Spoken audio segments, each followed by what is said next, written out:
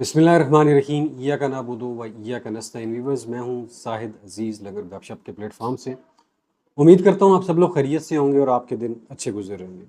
दोस्तों, आज का पूरा दिन आपने देखा कि सुप्रीम कोर्ट की तरफ से जो मुतवक्के फ़ैसला था आर्टिकल 63A के हवाले से, वो काजी फ़ाइज़ ईसा और हमख्याल बेंच ने दे दिया है और अपीलें मंजूर कर ली हैं और डिफेक्शन क्लास को ख़त्म कर दिया है काजी फ़ाइज़ ईसा साहब ने।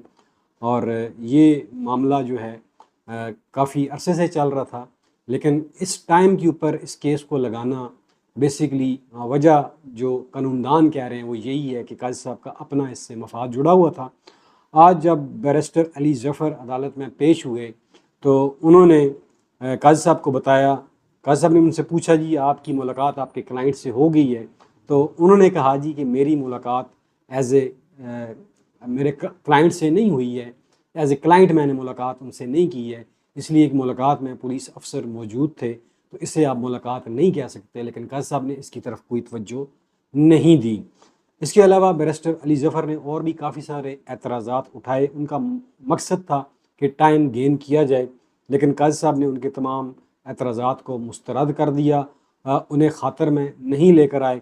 हालांकि इससे पहले भी कई मसाले मौजूद हैं और ये जो बार की एप्लीकेशन थी आर्टिकल 63A के हवाले से, इसका टाइम बार भी हो चुका था, 6 दिन ऊपर गुजर चुके थे। इससे पहले हदैबिया पेपर मिल में काजी फ़ाइज़ ईसा साहब ने ये केस जो था शरीफ ख़ानदान का, टेक्निकल ग्राउंड के ऊपर इसे बंद कर दिया था। जब नैब ने इसमें रिव्यू पिटीशन दायर की थी तो काजी साहब ने ये कहा था कि आपने ये पिटीशन जो है जो टाइम बाट है वो गुजर गया था, वक्त गुजर गया था, आपने लेट जमा करवाई है। इस बुनियाद का ऊपर काजी साहब ने शरीफ ख़ानदान को जो है वो रिलीफ दिया था। और एक तरफ तो काजी साहब का ये असूल है और दूसरी तरफ आज काजी साहब ने इसी असूल को पामाल कर दिया है। तो ये सबको नज़र आ रहा था फ़ैसला क्या आना है।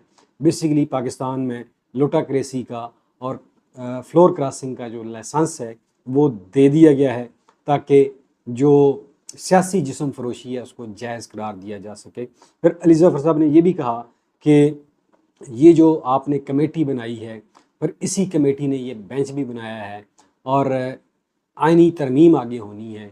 और इसके ऊपर बिलावल भुट्टो भी कह चुके हैं कि 25 अक्टूबर से पहले पहले हमने हर सूरत आइनी तरमीम करवानी है। तो ये मफादात का टकराव है। इस बेंच में जितने भी लोग बैठे हुए हैं उन सब को इस आइनी तरमीम से फ़ायदा होगा।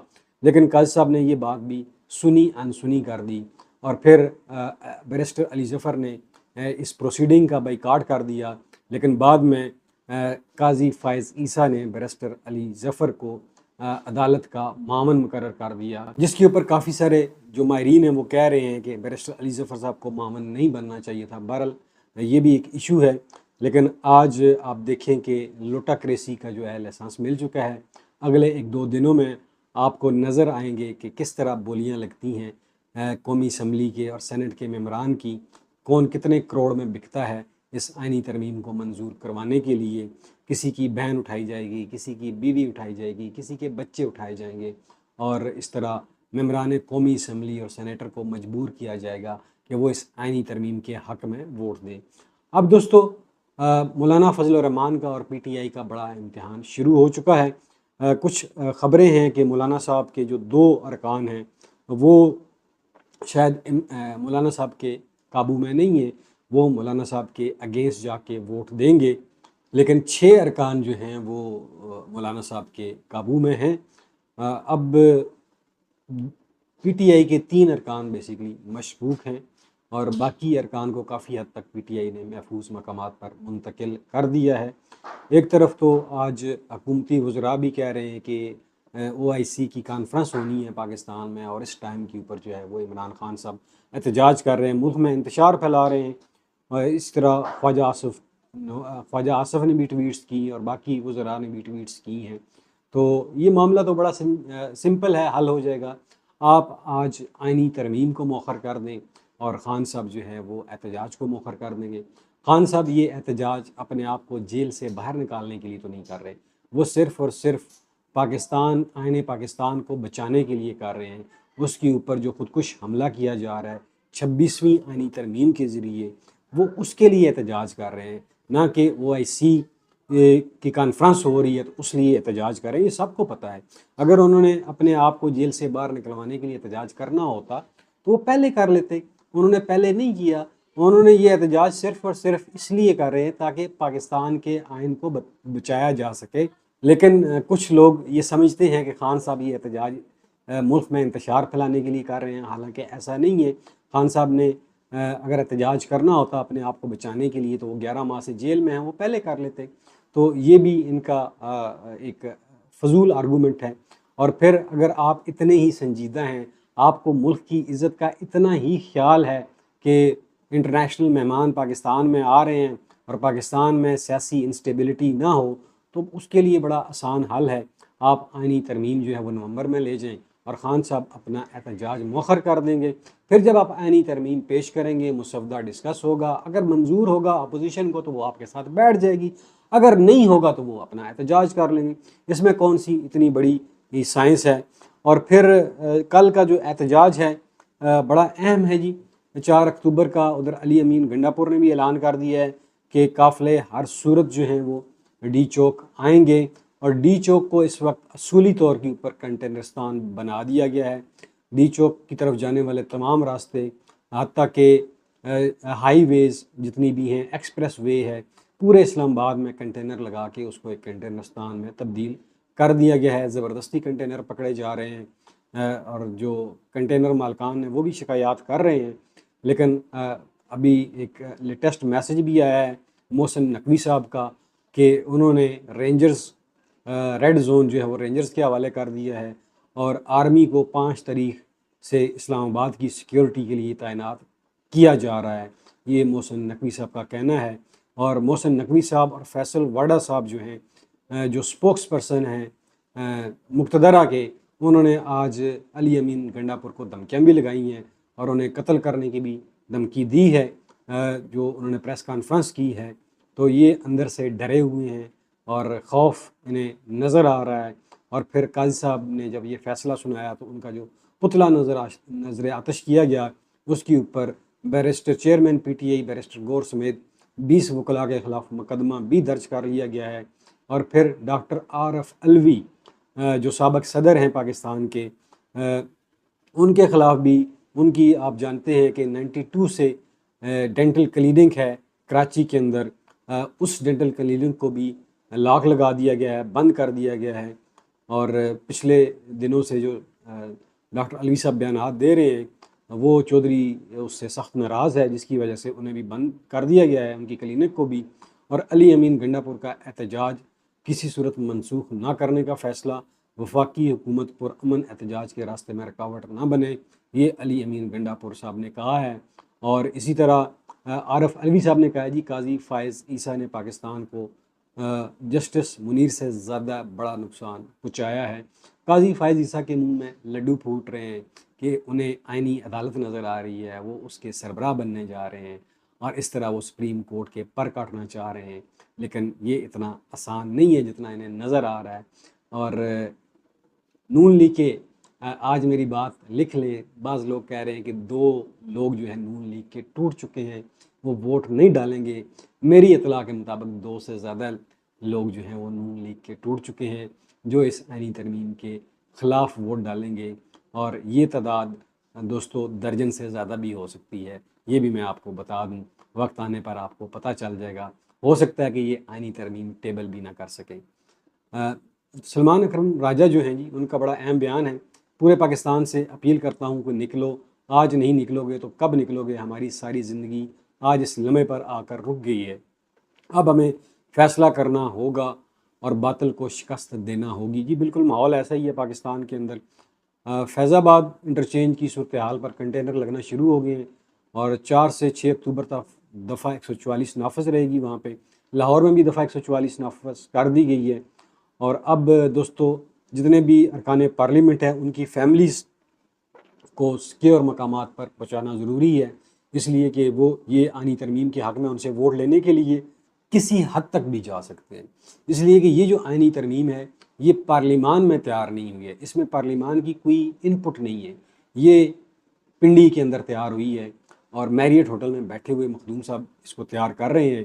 और जो पहला मसवदा था उसमें कोई चेंज नहीं है, नुक्ते की भी चेंज नहीं है, वही आईनी मसवदा आएगा और वही आईनी तरमीम आएगी, ताकि वर्दी में बैठे हुए पिंडी में जो लोग हैं उनको एक लाइसेंस मिल जाए, वो जिस मर्ज़ी शहरी को उठा लें, उसके ऊपर कोई सो मोटो ना ले सके और वो उसे जितना मर्ज़ी कैद में रख सकें। ये सारी चीज़ें हैं। एक ऐसा मार्शल लॉ, एक घिनौना मार्शल लॉ, 75 सालों में ऐसा मार्शल लॉ पाकिस्तान में नहीं लगा जो आज लगाने जा रहे हैं, जिसकी शायद ही तारीख में कोई मिसाल मिलती हो।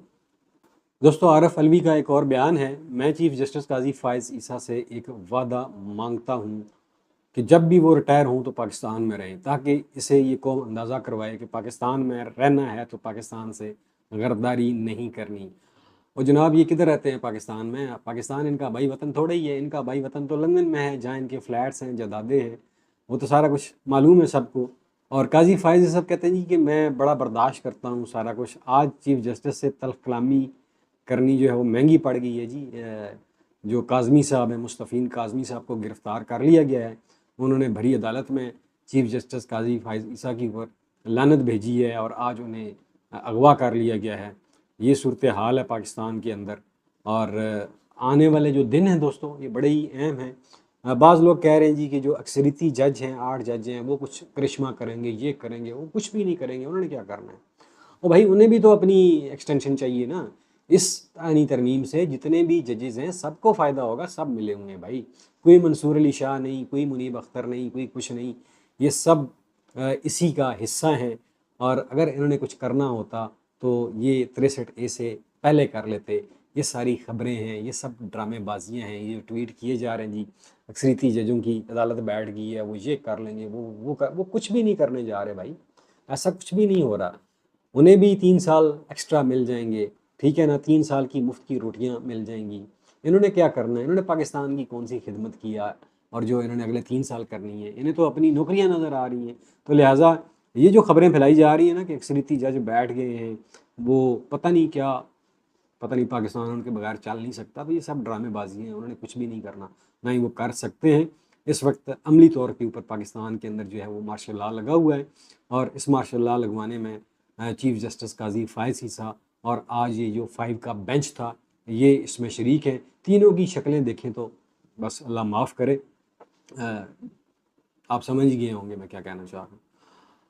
बहरहाल जी, जो मौलाना फजल रहमान साहब हैं जी, उन्होंने कहा जी कि इतनी उजलत क्या है, इतनी जल्दी क्या है, ऐसी कौन सी इमरजेंसी है कि आप आईनी तरमीम करना चाहते हैं? माकूल बात की है। उन्होंने कहा जी आईनी तरमीम को मौखर कर दें, नवंबर में ले जाएं और उसके बाद ये कर लें। कौन सा जो है आसमान सर पे गिर जाएगा या कोई तारे टूट पड़े हैं? तो ये मौलाना साहब ने एक बयान जारी किया है और हुकूमत का साथ देने से इनकार कर दिया है। अब लेकिन देखना ये है कि मौलाना साहब के जो अरकान हैं वो ख़ुद मौलाना साहब के साथ खड़े भी हैं या नहीं है। तो ये भी एक खेल खेला जा सकता है। उधर मौलाना साहब खुद तो वोट ना डालें, लेकिन अपने अरकान को कहेंगे ठीक है जी आप डाल लें, वैसे भी डिफेक्शन क्लास तो ख़त्म हो चुकी है।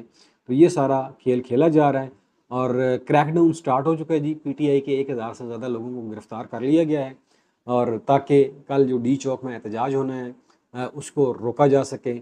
और जो काजी फ़ाइज़ ईसा हैं उसकी शक्ल देखें तो आपको तरस आता है कि बेचारे को क्या क्या पापड़ बेलने पड़ रहे हैं।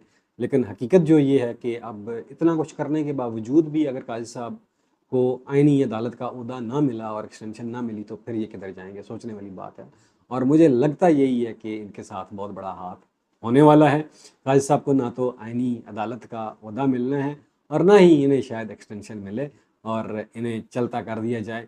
ये खबरें भी आ रही हैं और शायद काजी साहब से जो इन्होंने काम लेना है वो लेके फिर जिस तरह टिश्यू को इस्तेमाल करके रद्दी की टोकरी में फेंक दिया जाता है ना, तो काजी साहब के साथ भी ये हाथ बैद नहीं है इस इस्टेब्लिशमेंट से कि वो ये इससे कर लें और ये करेंगे, आप देख लीजिएगा। शाह महमूद कुरैशी ने ये बड़ा अहम कमेंट पास किया है। उन्होंने कहा जी कहीं 1973 के आईन मुतफ़िका को आग ना लग जाए भुट्टो के चिराग से।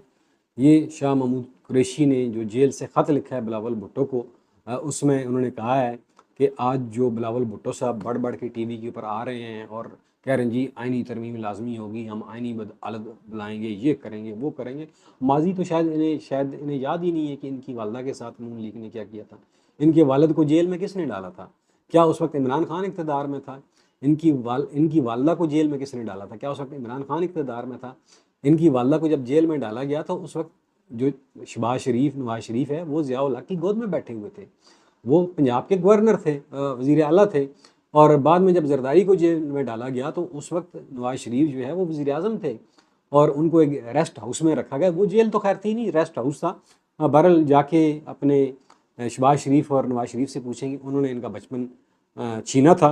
जो आइए शिकायतें कर रहे हैं जी मेरा बचपन किसने छीना, तो आपका बचपन जिन लोगों ने छीना है आज उनकी गोद में आप बैठ के बातें कर रहे हैं। बहरहाल जी इस वक्त जो कुछ भी सिनेरियो नज़र आ रहा है आपको, आप देख रहे हैं इतनी तमाम तर एफर्ट के बावजूद भी दोस्तों ये अपने मकासद में कामयाब नहीं हो सकते, इसलिए कि फ़िरौन जो है ना वो दुनिया में सबसे ज़्यादा ताकतवर इंसान था। उसके पास तमाम अख्तियारात थे, असर व रसूख था, रिसोर्सेज थे। आखिरकार क्या हुआ, उसको अल्लाह ताला ने ढील दी थी ना। तो यहाँ पे भी यही हाल है, इनको भी अल्लाह ताला ने ढील दी हुई है और ये ढील थोड़े अरसे के लिए है और फिर अल्लाह ताला की जो हिकमत है, तदब्बर है, वो सबसे आला है और सबसे बढ़ के है। उसको कोई नहीं पहुंच सकता, ना मैं पहुंच सकता हूं, ना आप पहुंच सकते हैं। अल्लाह ने जो कुछ लिखा हुआ है इस मुल्क के मुकद्दर में वो बेहतर लिखा हुआ, चीज़ें बेहतरी की तरफ जाएंगी, अच्छी उम्मीद रखनी चाहिए। और जहाँ तक खान साहब की बात है तो वो जेल से बाहर आएंगे। दोस्तों हमेशा जो है ना फतह जो होता है ना वो हक और सच की होती है, ये बात याद रखिएगा। अगर आज खान हक और सच के ऊपर है तो फतह उसकी होगी। अगर ये समझते हैं कि ये हक और सच के ऊपर है तो इनकी फतह होगी। सिंपल एक असूल है, रूल है। बाकी आप लोग परेशान ना हो, अपना काम जहाँ बैठे हुए हैं अपने बीवी बच्चों का ख्याल रखें, अपने घर का ख्याल रखें। ये सिलसिला चलता रहेगा, कल का दिन अहम है। कल लोग टीवी स्क्रीनों के आगे बैठे होंगे लेकिन वहाँ टीवी स्क्रीनों के ऊपर आपको ये एहतजाज नहीं दिखाया जाएगा। हाँ, अगर आपके पास मोबाइल है तो इसको सामने रखें और यहाँ पे आपको लाइव मुनाज़र आपको नजर आएंगे। आखिर में अपना और अपने प्यारों का ख्याल रखिएगा। मुझे दीजिए इजाज़त। पाकिस्तान जिंदाबाद।